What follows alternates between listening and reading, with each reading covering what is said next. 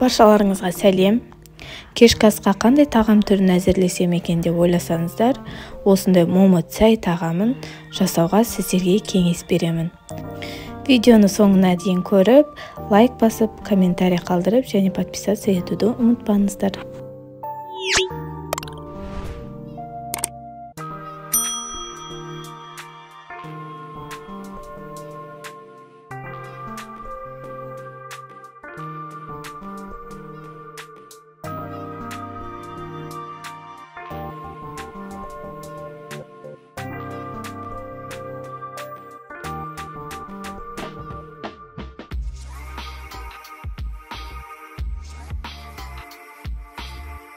Ең алдымен біз қамырынан бастаймыз. Қамырына 500 грамм ұн, 1 шай қасық тұз, 1 шай қасық ашытқы және жылы суға 200 мл жылы суға араластырып, 1 ас қасық май қосып, ашыған қамыр илейтін боламыз.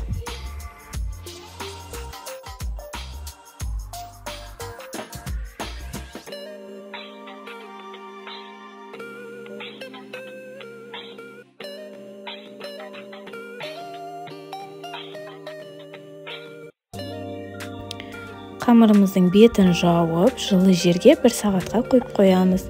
Ал енді салмасынан бастаймыз. Салмасына 700 грамм ет алдым. Осылай ұсақтап, 4 бұрыштап турап аласыздар етті.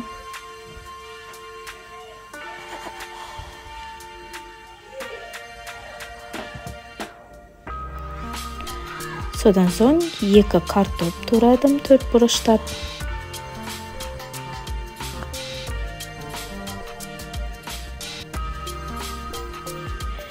Сәбізімізді де 4 бұрыштап турап аламыз.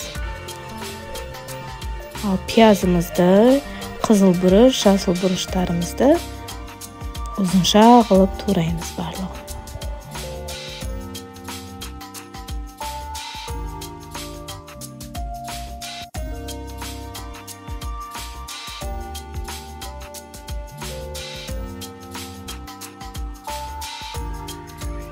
Барлығын турап біткеннен кейін енді салмамызды қуырамыз, майымызды қыздырып, қызған майымызға етімізді салып, суы тартылғанша жақсылап қуырып аламыз.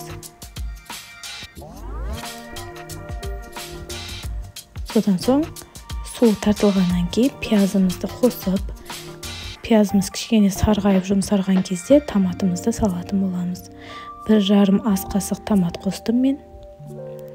Томатымыздың майы шыққанша қуырып біткеннен кейін картоп пен сәбізімізді, дәмдеуіштерімізді салып, баяу отта қуыратын боламыз.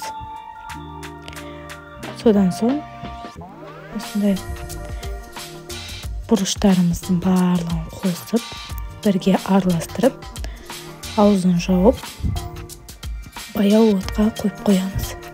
Ал енді қамырымызға кірісеміз. Ашыған қамырымызды осындай домалақ қылып бөліктерге бөліп аламыз. Содан соң аздап көтерілгеннен кейін қолымызды майлап, осылай қамырымызды жаямыз қолмен. Қолмен жайып және ортасынан бүктейміз. Міне осылай.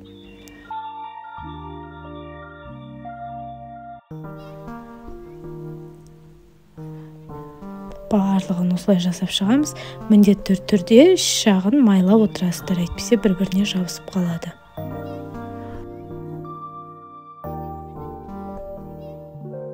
Содан соң барлығын манты қазанымызға тізіп шығамыз. Дәл мантыны пісіргендей, бірақ 25 минутқа пісіріп аламыз манты қазанымызды.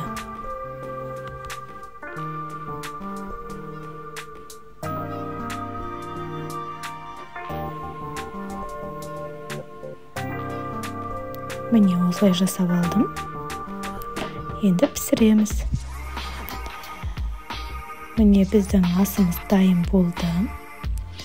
Осылай ішіне, қамырымыздың ішіне салып жей бересіздер. Өте дәмді және ерекше тағамды міндетті түрде менімен дайындаңыздар.